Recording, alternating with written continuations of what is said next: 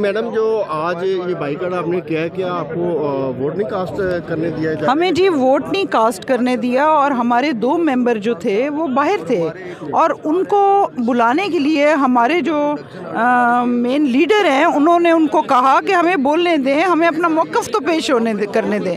तो उन्होंने बड़ी अमरियत के साथ हमें एक लफ्ज़ नहीं बोलने दिया।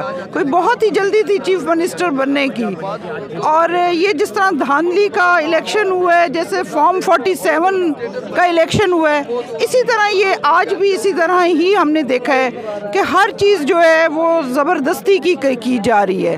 चीफ मिनिस्टर भी ज़बरदस्ती का है, मतलब ये हमें बाहर निकाल के अवाम से उन्होंने चीफ मिनिस्टर मुंतखब कर लिया है। क्या आपको पार्लियामेंटेरियन सिस्टम लग रहा है? ये हमें तो नहीं लग रहा बिल्कुल भी। अच्छा मैडम, ये जो है मोहतरमा मरियम साहबा तो कह रही कि मैं ख़वातीन के हकूक़ के लिए आवाज़ उठाऊँगी, और मैंने तो सबको दावत दी है। हमने तो वो एक टीम तश्कील दी कि आप आएँ और बेंचों पर बैठें और वोट कास्ट करें, तो आप लोगों ने क्यों नहीं वोट कास्ट किए? जी, हमने मौक़िफ़, हमारे लीडर ने मौक़िफ़ दिया था कि हमारे जो 2 MPs बाहर हैं उनको लाया जाए, प्रोडक्शन ऑर्डर पास किया जाए।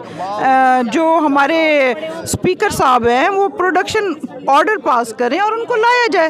ये था। क्या ये गलत है आपके लिहाज से? क्या ये गलत है? हमारी जो डिमांड थी वो जायज़ थी, और उसको मानना चाहिए था। इन्हें किस चीज़ का डर है? क्यों नहीं ला रहे? ये हमें क्यों नहीं मखसूस सीटें दी जा रही? ये अधूरी सी असेंबली में किस तरह हम लोग हर चीज़ को चलाएंगे?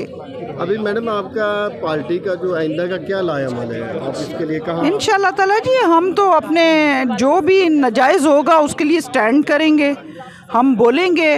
हम बैठे हैं ऑपोजिशन में, तो हम अपनी हर चीज़ में, हर बात में इनकी गलत बात को इसी तरह करेंगे, कंडक्ट करेंगे। बहुत शुक्रिया।